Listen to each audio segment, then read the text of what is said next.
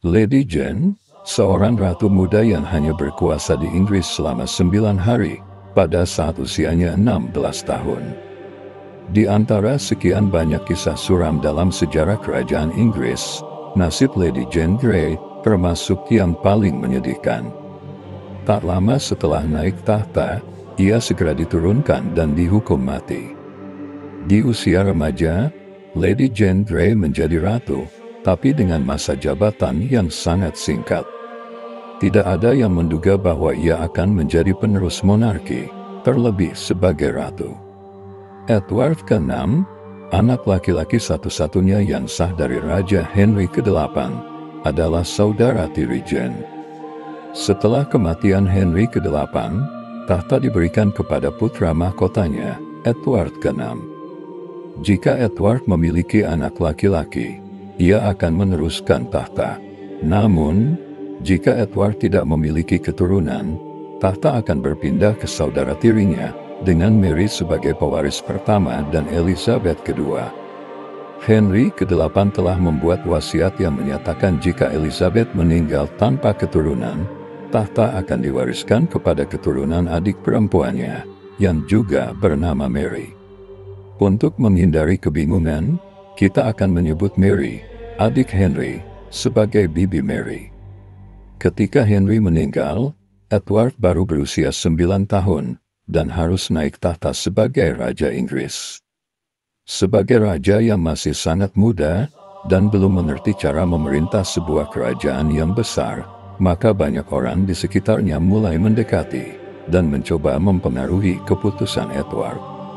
Untuk membantu pengelolaan pemerintahan, dibentuklah Dewan Kabupaten pada tahun 1553. Pada tahun yang sama, John Dudley dan pengikutnya mengambil alih kepemimpinan kerajaan Inggris atau kalau zaman sekarang, semacam Perdana Menteri. Edward, yang saat itu berusia 15 tahun, mulai mengalami sakit yang serius dengan gejala demam dan batuk yang tidak kunjung sembuh, bahkan terkadang memburuk.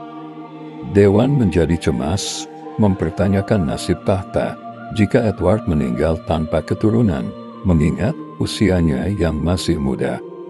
Mereka khawatir jika tahta diberikan kepada Mary, saudara tiri Edward yang merupakan seorang Katolik, dapat menyebabkan kekacauan karena kerajaan telah beralih ke Protestan. Dalam kondisi sakit, Edward yang berusia 15 tahun menulis wasiat, yang kemungkinan besar dibantu oleh orang lain karena mengingat usianya yang masih belia. Wasiat Edward ke-6 menekankan bahwa pewaris tahta haruslah seorang Protestan. Meskipun pewaris tersebut perempuan, yang terpenting adalah ia beragama Protestan. Mary telah dikecualikan dari daftar pewaris karena ia seorang Katolik, dan Elizabeth juga dikecualikan karena diperkirakan tidak akan memiliki keturunan meskipun ia seorang penganut Protestan.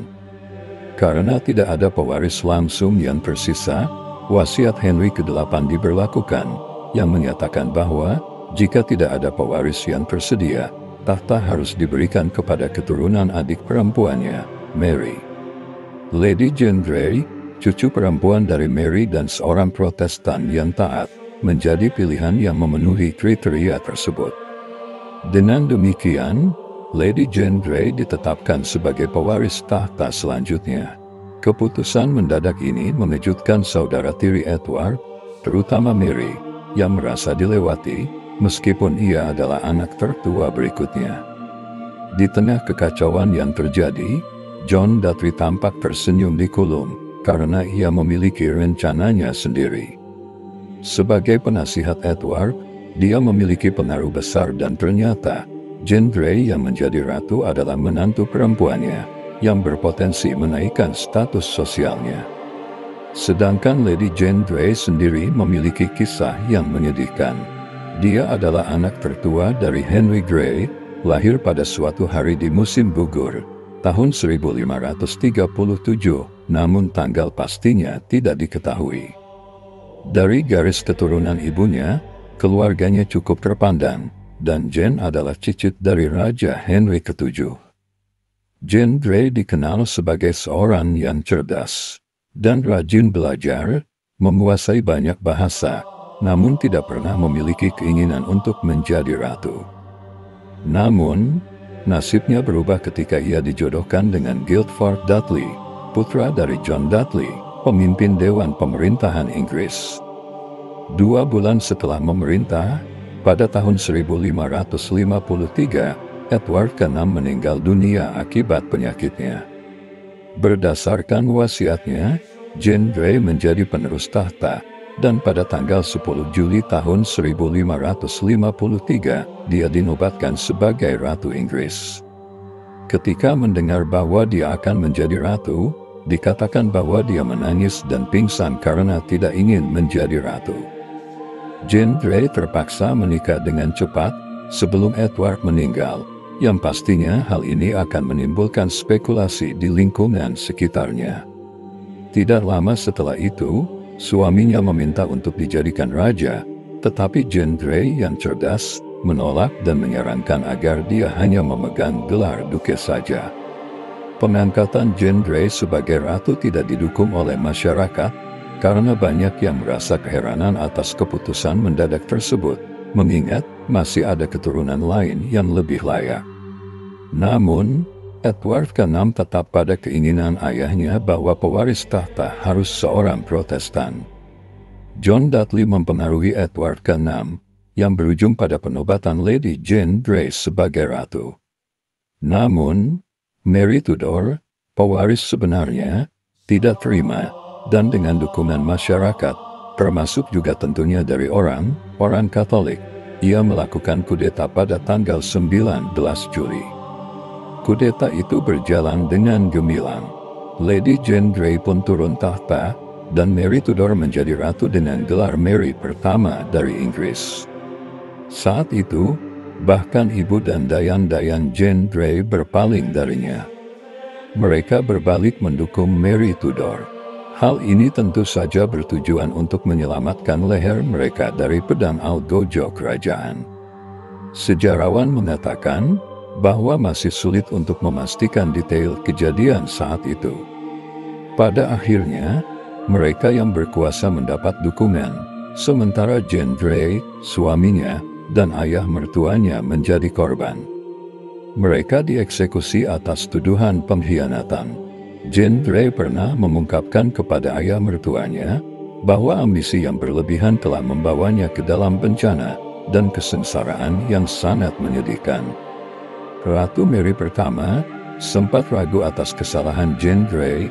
Ia mempertimbangkan usianya yang baru 16 tahun, dan kemungkinan ia telah dimanipulasi oleh orang-orang seperti Edward sebelumnya. Apalagi secara garis keluarga, mereka masih terkait. Ratu Mary pertama jadi tak tega mengeksekusi Jane Grey. Ia bahkan menawarkan kesempatan kepada Jane Grey untuk menghindari eksekusi, dengan syarat berpindah ke agama Katolik. Namun, Jane Grey, yang merupakan seorang Protestan yang taat, menolak tawaran tersebut dan memilih dieksekusi. Selain itu, ayah kandung Jane Grey, yang sebelumnya mendukung Mary, secara diam-diam terlibat dalam pemberontakan melawan Ratu Mary. Hal ini semakin memperkuat keputusan Ratu Mary pertama, bahwa Jane Grey memang harus dieksekusi untuk mencegah potensi pemberontakan di kemudian hari. Setelah dicopot dari tahta pada bulan Juli, Jane Grey ditahan di Menara London hingga hari eksekusinya, yaitu pada tanggal 12 Februari tahun 1554. Suaminya dieksekusi terlebih dahulu, dan setelah itu, jenazahnya dibawa melewati sel tempat Jane Grey ditahan. Jane Grey menyaksikan hal tersebut, dan menyadari bahwa gilirannya akan segera tiba.